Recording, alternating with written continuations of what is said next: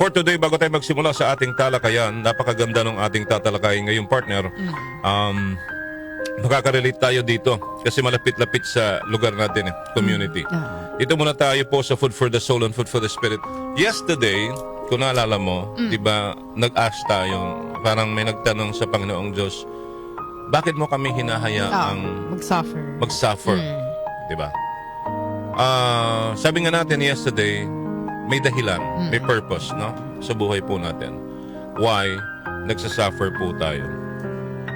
Alam niyo po sa kasaysayan ho, even sa Biblia, sa kasaysayan, partner, yung kung ano po yung mga struggles, sufferings na nararanasan ho natin ngayon, wala ho itong binatbat.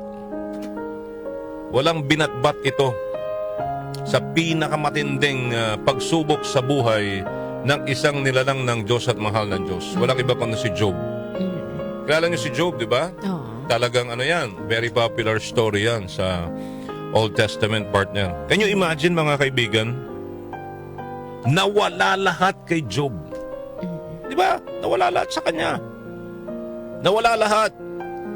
Yung kanilang hanap buhay, di ba? Naghirap ang buhay, tinamaan ng sakit, partner. Di ba? Pero tignan nyo ho. Patuloy pa rin siyang sumamba sa ating Panginoong Diyos. Hindi siya nagalit, hindi niya kinurse ang Panginoong Diyos, hindi siya nagtampo sa Panginoong Diyos. Bagkus sa mga dumating sa kanyang buhay na pagsubok, na matinding pagsubok po, mga kaibigan, ay patuloy pa rin ho siyang sumamba sa ating Panginoong Diyos. Ano nangyari, partner? Ano nangyari? Dahil napatunayan na Panginoong Diyos, partner, kung gaano kabusilak, kung gaano katindi talaga ang pananalig, ang pananampalataya, mga kaibigan, ni Job sa ating Panginoong Diyos, ibinalik po sa kanya ng Diyos ng doble. Na nawala, na doble yung nawala ho sa kanya.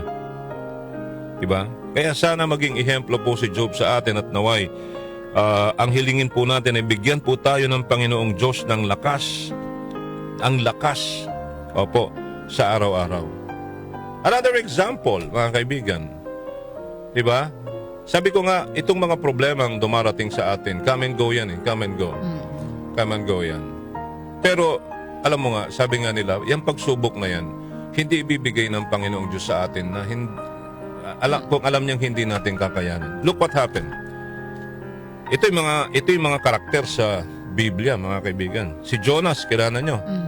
O di ba si Jonas, partner? Nilamon ng isda, pero nakalabas siya mula sa malaking isda. Si Daniel, story din ho yan sa Bible, character din ho yan. Ano nangyari ho kay Daniel? Nakalabas ho siya mula ho sa yungib ng mga leon. Imagine mo, leon yun. Kayo lang ang magkasama doon, pwede kanyang lapain. Pero hindi, di ba? Correct. Okay? Si Lazaro, partner, na kaibigan ng ating Panginoong Jesucristo. Di ba kaibigan din ho natin ang Panginoong Jesucristo? Hindi lang kaibigan. Di ba? Kapatid. Yan, kapatid natin sa Ama. Ano nangyari? Di ba? Binuhay niya.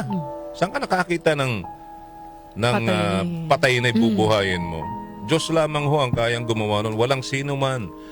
Kahit po doktor, kahit po sino pang mga magagaling na spiritista at magagaling na mga, anong tawag doon, albularyo, hindi ninyo kayang buhayin ang patay. Diyos lamang ang may kaya niyan. Kaya sinasabi rin na tayo rin daw ho ay kung maniniwala lang ho tayo, ay makakalabas din ho tayo sa mga problema.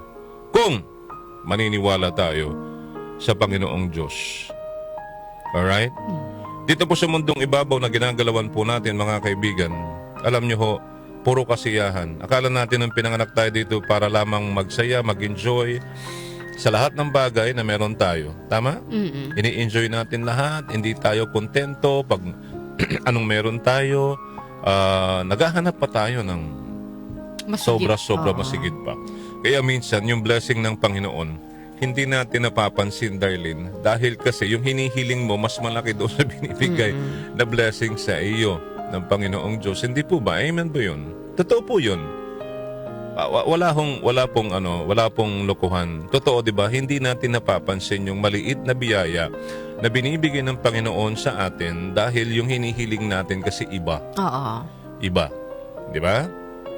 Sabi nga ho, we came to this world to do the will of God, ladies and gentlemen. Be with the Lord the way God wants us to be. Dito po sa earth, ginagalaw natin, di ba? We are here on earth for Lord Jesus, mga kaibigan, and not for anything else. Di ba? Yun po yung katotohanan ng lahat. Look what happened. Look what happened. Oh, sige nga, look what happened and hindi ko naman yung nangyari hong sunog sa Los Angeles, California. Ito po ay paalala lang sa ating lahat, mga kaibigan, na ang pera po ay pansamantala. Ang bahay ay pansamantala. Ang sasakyan, partner, ay pansamantala. Lahat po yan naluluma, nabubulok. Tama? Oo. Ang pera ho, nawawala rin ho yan. Hindi pwedeng itago mo yan ng habang buhay. Diba? Ngunit, ang tanging nagtatagal, at hindi mawawala kailanman, ay ang salita ng Diyos at ang relasyon po natin sa Panginoong Diyos. Magpakailanman po yan. Diba? Please say amen kung naniniwala kayo. Amen. Amen! Okay? So paalala lang ho sa inyong lahat yan, mga kaibigan. The Lord said, I am with you and will keep you in all places where you go. That's Genesis 28:15. Ibig sabihin, God will carry us through every storm in our life and give us strength to make it. Diba? Dahil bibigyan niya tayo ng lakas para makayanan natin at ma-resolve natin ang ating mga problema. Kaya wag natin ikakaiya ang Panginoong Diyos, mga kaibigan. Ang ating Panginoong Diyos, si Jesus, wag ho natin siyang ikakahiya. Dahil once na kinahiya mo siya, maniwala ka sa akin. Tapos ka na. Diba? Oo. Dahil hindi ka pwedeng mabuhay ng ikaw lang.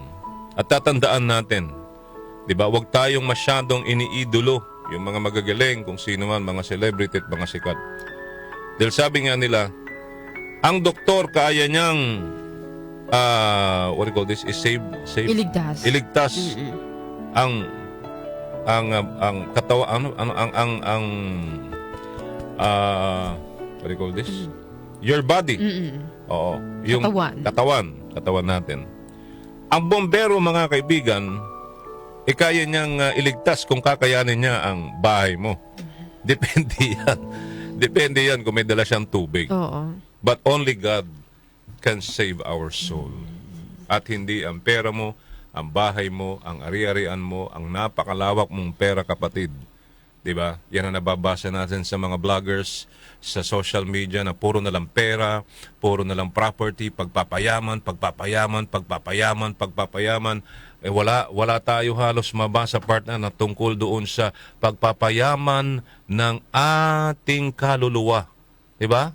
Ng ating pang-espiritual na pamumuhay. Puro na lang pera. Minsan nalulula nga ako dahil pinupush, bugkus-bugkus na pera, napakalalawak na property, bahay na mansyon, napakagandang mga anong tawag dito, mga gamit sa bahay. Yun lagi ang pinagmamalaki natin. Nasubukan nyo na bang ipagmalaki ang Diyos sa social media? Nasubukan nyo na ba? Diba? Why don't we try it naman? Ipagmalaki natin, ang iduluhin natin hindi yung mga artista.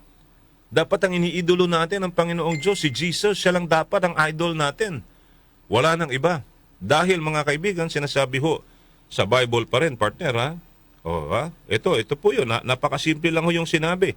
Diba? Ibigin mo ang Diyos, ang Panginoong mong Diyos ng buong puso, ng buong kaluluwa, at ng buong pag-iisip. Ito ang pinakamahalagang utos. Diba? Wag na wag kang mangiidolo ng kapwa mo tao. Partner, seloso ang Diyos sa ganon. Partner, maniwala ka. Ayaw ng Diyos ng ganon. Diba? Siya lang dapat.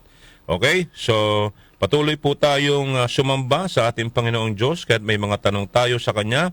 Mga kaibigan, nais rin po ng Diyos na idulog natin sa Kanya ang mga tanong natin na dulot ng ating mga alalahanin. Tulad ni David, sa paglipas ng panahon ay mapalitan ho yung mga tanong ho natin sa buhay na mga pagpapahayag ng ating tiwala at pagsamba sa Panginoon. Amen? Amen.